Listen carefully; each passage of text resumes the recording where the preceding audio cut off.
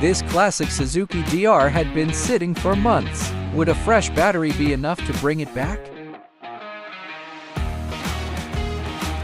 It's been sitting a few months. This particular battery that's in it is older, and it's actually for a TW200, and it just ain't quite got enough on it.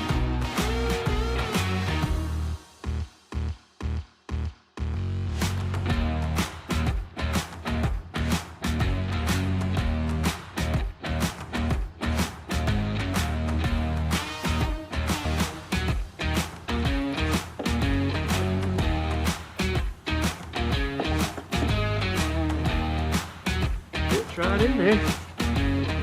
All right, it appears like we got an 8 here for the negative. Let's get that off first. I always take your negative off first. You want to go back with your positive first. All right, it fits good. 13.4. That means it's working good.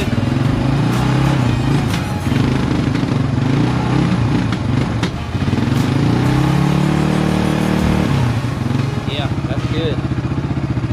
13.3.